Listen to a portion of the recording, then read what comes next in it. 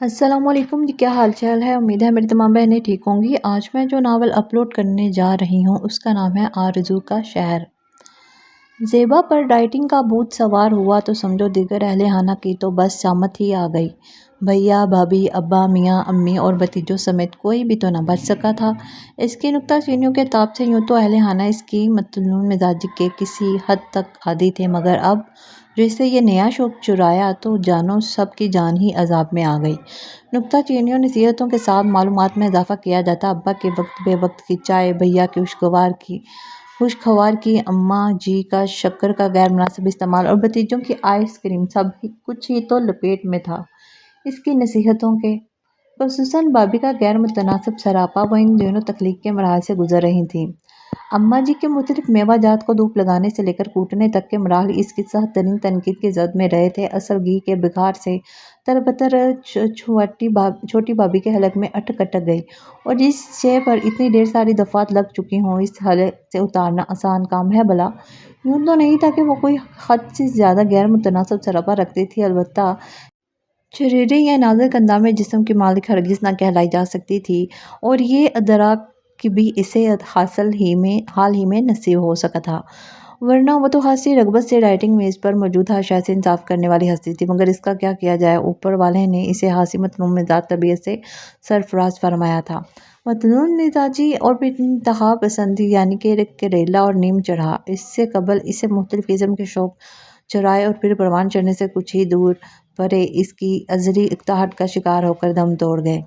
چند ہی ماہ پہلے اسے حسن کی نگہداشت، صفت و صفائی کا بھوت سوار ہوا۔ مساج، اچھی بھلی گندمی رنگت کو دمکانے، پلکیں لمبی کرنے یا ناخن بڑھانے کے لیے وہ نسخے اور ٹوٹکے استعمال کیے جاتے رہے، دیکھنے والوں کی عقل دنگ رہ جائے۔ جلد کی صفائی ٹماٹر یا کھیرے کے رس سے کی جاتی، اس کے ساتھ ہی بیسن کے ذریعے دھلائی اور پھر کچی مٹی کا لیپ ماسک کے طور پر لہسن کے عرق سے ناخن چمکائے جاتے، پلکوں پر کیسٹر آئل رات سونے سے قبل باقاعدگی سے لگایا جاتا، ہاتھ پیروں کا مساج حالت جیسی طریقے سے، اور پھر بالوں بھی مشق ستم توڑی جاتی رہی۔ ان تمام جسموں کے استعمال کی خاطر حاصل شدہ نتائج بھی برآمد ہونے لگے۔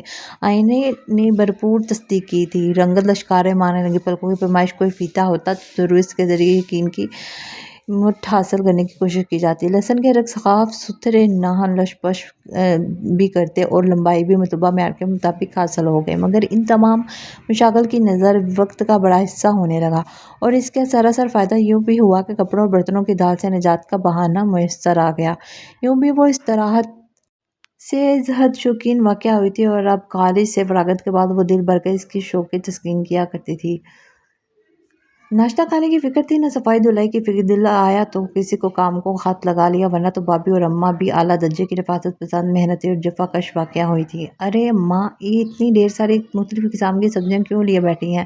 اس نے میگزین پڑھتے ہوئے اماں کی کارروائی کا بھرپور جائزہ لیا۔ اے بیٹا، تمہارے ابا نے خاص طور پر دیوانی ہنڈیا کی فرمائش کی ہے۔ انہوں نے ٹوکری سے شلجم اٹھا کر چھیلنا شروع کیا۔ مگر اماں، اس چھلکوں کے اتنے موٹے موٹے بکل اتارنے کی کیا ضرورت ہے؟ سبزیاں صحت کے لیے انتہائی مفید ہیں، مگر چھلکے اتار لینے سے تو ان کی غذائیت ہی ختم ہو جاتی ہے۔ پھلوں اور سبزیوں کو تو چھلکے اتارے بغیر استعمال کرنا چاہیے۔ اے بی بی، گھاس تو تم چر گئی ہو، یہ تو ریاں گاجریں اگر چھلکے ڈنڈل اتارے بغیر ہی پکا لو تو ذائقہ نہ خراب ہو جائے؟ تمہارے ابا تو دیوار پر دے ماریں گے۔ ایسی ہانڈی معلوم بھی ہے، کھانے پینے کے معاملے میں ان کی زبان کا چٹخارا ہماری تو عمر گزر گئی ان کے لیے چولہا جھونکتے۔ سچ بات ہے، مرد کے دل میں اترنے کا راستہ معدے سے ہو کر گزرتا ہے۔ اب رمضانوں کی آمد ہے، دھری کی دھری رہ جائیں گی تمہاری ساری ڈائٹنگ۔ بھابھی ننھے ماسکوں کندھے سے لگائے چلی آئیں۔ یہی تو بھی ہم ایسے گھرانوں کی آمدنی کا بڑا حصہ کھانے پینے کی چیزوں پر ہی خرچ کر دیتے ہیں، حالانکہ زندہ رہنے کے لیے کھایا پیا جاتا ہے، کھانے کے لیے زندہ نہیں رہتے، اور ہم لوگ زبان کے چٹخارے کی خاطر اصل غذائیت ہی ضائع کر دیتے ہیں۔ سبزیوں کو اتنا گلانا کہ ان کی غذائیت ہی ختم ہو جائے، सालों से बारीकी से तरबतर ग़िज़ा को खुराक बना रखा है। दरअसल हमें तो बख्शू बीवी डंठल छिलके समेत फीके सीटे खाने पकाने लगे तो फिर तो खा लिया सबने ऐसा खाना, और अब रमज़ानों में भी तो और भी एहतमाम करना पड़ेगा। क्यों, रोज़े का ये मकसद तो नहीं कि दिन भर के रोज़े के बाद सारी कसर इफ्तारी में डट कर खाने से पूरी की जाए, मैदा खराब हो जाता है। इस तरह मतवाज़न ग़िज़ा इस्तेमाल करनी चाहिए। इफ्तार में तो खुसूसन ऐसी चीज़ें बनाना रवायत सी बन गई है। पकौड़े, समोसे, पापड़, मसालेदार चटनी वगैरह हिफ़्ज़ान सेहत के लिए इंतहाई मुज़र साबित होती हैं। ऐसी अशिया को कोलेस्ट्रॉल दिल से बढ़ पे सहरी में सिर्फ पुरज और इफ्तार में सादा फ्रूट सलाद खाया करूँगी, इसने ऐलान किया। अम्मा भी अपनी ज़िबा कुछ ज़्यादा ही नहीं सताने लगी। मेरा ख्याल है फ़ोन कर दे नदीम को, जल्दी वापस आ जाए अमेरिका से और लेकर जाए अपनी अमानत। ससुराल में जाकर इत्मीनान से लेक्चर दिया करना सबको। भाभी ने बज़ाहिर हंस कर कहा, अगर रिश्ते की नज़ाकत का ख्याल ना तो साफ अल्फाज में कहा जाता, बीबी सधारो अब बहुत मूंग दल लिया हमारे सीनों पर, खुद भी सुकून से रहो और हमें भी रहने दो। बच्चों का साथ था, घर के काम काज का बोझ, फिर बच्चों के हज़ारों बखेरे, और अब रमज़ान के इज़ाफ़ी काम, अधूरी नींद के साथ। फिर इन हालात में कोई कहाँ तक अपने लहजे को खुशगवार रख सकता था। वो भी कभी कभार तंज कर जाती। वैसे राइटिंग के साथ साथ मामूल की वर्जिश वगैरह भी लाजमी होती है, सुना है?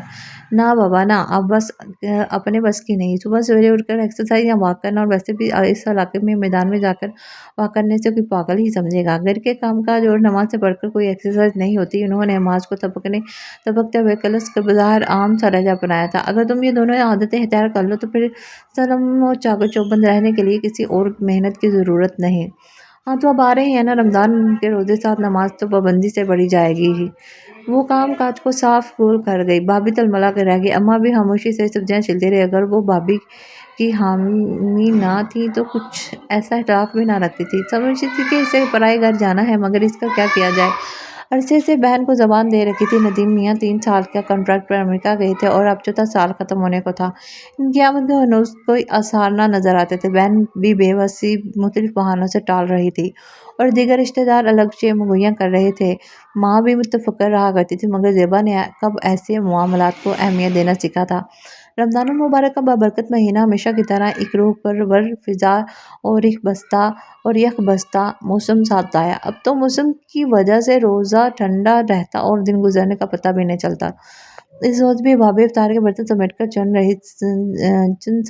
किचन साफ कर रही थी जब अब्बा और भैया ने मस्जिद से आकर चाय के लिए बांग लगाई। भाभी ने बर्तन धोने का सिलसिला मौकूफ करते हुए चूल्हे पर चाय का पानी रख दिया। किचन से आकर ज़ेबा को आवाज़ लगाई थी, दोबारा सिंक पर खड़ी होकर बर्तन धोने लगी। वो भाभी के हुक्म के मुताबिक चाय दम देकर प्यालों में सजा कर लाई थी तो अब्बा भैया को रमज़ान की इफादत पर लेक्चर दे रहे थे। रोज़े का मतलब है अपने नफ्स पर काबू पाना, अपने रब के हुक्म के मुताबिक इन अशिया को छोड़ना जो हलाल और नाजायज़ है। दूसरी सूरत में रोज़ा रखने का नाम है इबादत है, यूँ नहीं कि रोज़ा मुँह में है और दुकानदारी में बेईमानी और झूठ से काम लिया जा रहा हो। रोज़ा रोज़ा बहलाने को गाने सुने जा रहे हैं या वीडियो देखा जा रहा है। ये धोखाबाजी से आप अपने आप से भी और दूसरों से भी बुग़्ज़ दूर रखें।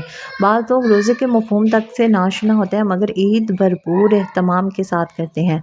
हाय हाय अब्बा, ये इतनी ढेर सारी शक्कर चाय में। अब्बा, शक्कर तो ज़हर है, ज़हर, और इस उम्र में भी वैसे एहतियात की ज़रूरत होती है। इसने अब्बा को बेख्याली में शक्करदानी से चाय में तवत्तर से 3 चमचे उलटते देखा तो बेख्तियार कह उठी, अरे बेटा, अब एहतियात करके करना भी क्या है। ज़िंदगी गुजर गई, मगर लज़्ज़त का हमें दहन का कभी नज़रअंदाज ना कर सके। तुम्हारी अम्मा के हाथ में वैसे भी बहुत जायका इतना था कि बस खाना खा कर उंगलियां चाटते रह जाते थे। उन्होंने प्यारी से ज़ेबा का सर थपका। किसकी उंगलियां अब्बा, अपनी या अम्मा की? भैया ने अब्बा के कान में सरगोशी की। ए समत, कुछ शर्म कर लो, अब्बा से मजाक करते हो? अम्मा ने नाराज़गी से भैया को घूरा। अरे मेरे बाप की तौबा अम्मा, मुझे क्या मालूम था कि आप भी यहीं मौजूद हैं। उन्होंने चाय का कप रख कर कान पकड़े। वाह, ये भी खूब रही, तुम्हें इतनी बड़ी अम्मा ही ना नजर आई। इतनी बड़ी कहाँ अम्मा, इतनी मुत्तसिर तो है सलम। और अरे हाँ, याद आया, ये भी तुम्हारी राइटिंग कहाँ तक पहुँची? फाका कशी के जरिए कितने किलोग्राम तुमने वज़न कम किया? उन्होंने अब ज़ेबा को लपेट में लिया जो नीम गर्म पानी में लीमू निचोड़ कर पी रही थी। अरे मैं क्या वज़न कम करने के लिए राइटिंग कर रही हूँ भैया। अच्छा, तो वज़न बढ़ाने के लिए भी डाइटिंग की जाती है? मेरी मालूमात में अहम इज़ाफ़ा है। भैया, डाइटिंग का मतलब फाका कशी हरगिज़ नहीं, मतवाज़न ग़िज़ा और ऐसी ग़िज़ा जो पेट कैलोरीज कोलेस्ट्रॉल वगैरह से मेरा हो, उनसे मुबर्रा हो और साथ आपको मतलबा ग़िज़ाइयत फ़राहम कर सके और आपको स्लिम रख सके। फिर तो रमज़ान से वो पैसा हासिल किया जा रहा होगा। उन्होंने मजाक उड़ाया, क्या मतलब है आपका? मैं हमेशा से इसी तरह बाकायदगी से रोज़े रखती हूँ। वो कदरे बुरा मान कर बोली थी। वैसे क्या फ़ायदा इस मुशक्क़त का? ज़्यादा कमज़ोर हो गई तो ससुराल वाले शिकवा करेंगे। अब ज़ेबा बीबी को अदसे की मदद से देखना पड़ेगा। अच्छा है ना नदीम, भी तो आप दुबले पतले नाजुक अंदाज से हैं, हिसाब बराबर हो जाएगा। भाभी सब्जी की टोकरी उठाई चली आई थी। भाभी क्या पक रहा है? मटर पुलाव। उफ खुदाया, मैं आप लोगों को कैसे बताऊं कि चावल कितने मुज़र्रे होते हैं सेहत के लिए और वज़न बढ़ाने में कितना अहम किरदार अदा करता है, मगर यहाँ हर रोज़ के बाद चावल पकना लाजमी है। खैर मेरे लिए तो चंद उबले हुए मटर निकाल दीजिएगा भाभी, मैं स्लाइस के साथ खा लूँगी। ज़ेबा बच्चे कुछ रहम कर, अपने आप पर कैसी पीली फटक हो रही है। अम्मा रोते हुए मौज माँस को कंधे लगाए थपक रही थी, बिल्कुल छिपकली की तरह। भैया ने फिर मजाक उड़ाया, फिर अम्मा से पूछा, अम्मा क्या खैर खबर है खाला जान की जानब से? कब तक आ रहे हैं नदीम साहब? कल फ़ोन आया था, आपा कह रही थी अलविदा से पहले पहली ईदी लेकर आऊँगी। बता रही थी कि ईद पर नदीम के आने की खबर है इंशाल्लाह, अब्बा मियाँ ने कहा। मगर मुझे तो हर बार की तरह इस मर्तबा भी ये इनका दिलासा ही लगता है। वो हमेशा इस किस्म की बातें करके मुझे तसल्लियाँ देती रही। मेरा तो दिल होलने लगा है अब, न जाने क्या होगा मेरी बच्ची का। खुदा के यहाँ हर काम का वक्त मुकर्रर है ने वक्त पता भी नहीं चलता। इसकी रज़ा के बगैर इस मुबारक काम का जो वक्त मुकर्रर रखा है इसने तुम्हारे होलने से इसमें तब्दीली तो नहीं आ सकती। अल्लाह से अच्छी उम्मीद रखते हैं। अब माँ पी ठंडी सांस भर कर रह गई। अम्मा भी कुछ मंगाना तो नहीं है बाजार से? मैं एक काम से वहाँ जा रहा हूँ। पापा आइसक्रीम। रिदा फ़िज़ा भैया की टांगों से लिपट गई। रिदा फ़िज़ा कितनी बार मना किया है तुम्हें चॉकलेट आइसक्रीम खाने से? मालूम है भी है भाभी, एक कोन में कितनी कैलोरीज होती हैं, आप ही मना किया करें इन्हें। भाभी को इसके कहने का अंदाज़ पसंद तो नहीं आया, मगर मसलन खामोशी से मटर छीलती रहीं। बख्शू बीबी जो हाल चूहा लंडूरा ही भला, भैया ने हंसकर कहा और दोनों बच्चियों को लेकर चले गए। भाभी ने अपनी रूह में ठंडक सी उतरती महसूस की। खाला इस बार आई तो इसके पैर खुशी से ज़मीन पर नहीं पड़ रहे थे। नदीम की आमद का मसरदा सुनकर अम्मा भी इनकी खुशी में शरीक हो गईं और सजदा शुक्र बुझा लाई। ईद की तैयारियों के साथ ज़ेबा के जहेज़ की भी तैयारियां शुरू हो गईं। अरसे से बंद ट्रंक का मुंह खुल गया। अम्मा भी ने बाकी मांदा जहेज़ की अशिया की लिस्ट बनवाई और भाभी के साथ मिलकर खरीदारी शुरू की। वो आना तो नहीं चाह रही थी, मगर खाला जान और रूबी नदीम की बहन के बेपनाह इसरार पर आना ही पड़ा। एक और फ्लाइट का वक्त ऐसा गैर मुनासिब और फ्लाइट की आमद पूरे 2 घंटे लेट। सारी रात आंखों में कट गई थी। मीटिंग लॉन्ज में बैठे बैठे टांगें अकड़ सी गई थी। बुजुर्ग घूंघने में मसरूफ थे जब फ्लाइट की अनाउंसमेंट हुई थी। भैया कुछ देर भी कबल आइसक्रीम लेने के लिए गए थे। रूबी ने अनाउंसमेंट सुनकर अजलत में सबको होशियार किया था। फिर सब ग्लास वाल के इस पार से बाहर आने वाले के हर चेहरे को पढ़ने लगे थे। शायद ऐसा ही वक्त था जब घड़ी की रफ्तार सुस्त पड़ जाती है और लम्हे घुट घट कर चलने लगते हैं। ये नदीम तो ना था। एक तवील इंतजार बाद ट्रॉली थामे स्याह डिनर सूट में मलबूस खाला जान गले लग जाने वाले वजूद को वो हैरान नज़रों से देख रही थी। खाला जान छम छम नीर बहा रही थी और इसके ख्वाबों का ताजमहल इसके कदमों में आ रहा था। वो अपने नाजुक जिसामत के बायस अक्सर व बेशतर दीगर अदारों गैर दारों वगैरह के मजाक का निशाना बन जाए रिश्तेदारों के वगैरह के मजाक का निशाना बन जाया करता था। डाइनिंग मेज़ पर मौजूद हर शय से बिला तकल्लुफ़ इंसाफ करने के बावजूद कभी अपने वज़न में इजाफा ना करने दिया था। इसका थलथल करता वजूद अब मुश्किल डिनर सूट की डाइनिंग टेबल पर मौजूद हर शय से बिला तकल्लुफ़ इंसाफ करने के बावजूद कभी अपने वज़न में इजाफा ना करने दिया था। इसका तसल्सल करता वजूद अब मुश्किल डिनर सूट की लपेट में था। वजीहा चेहरा खमीरा आटे की मानंद फूल फाल कर गपला हो गया था। थोड़ी के नीचे इजाफी गोश्त लटक रहा था। अम्मा भी से दुआएं लेते हुए वो चोर नज़रों से इसकी जानब देखकर मुस्कुराया। इसका पूरा चेहरा मुस्कुरा उठा गया। भैया आइसक्रीम लेकर आ गए थे। थलथल करता वजूद वफूर मुसर्रत से भैया के गले लगने के लिए बढ़ा। भैया ने जल्द में ज़ेबा के हाथों में आइसक्रीम थमा दी और नदीम इसे लिपट गए। इसने अफसोस भरी नज़रों से सबके पुरमसरत चेहरों को देखा, ठंडी सांस भरकर फिर आइसक्रीम के साथ इंसाफ करने लगी।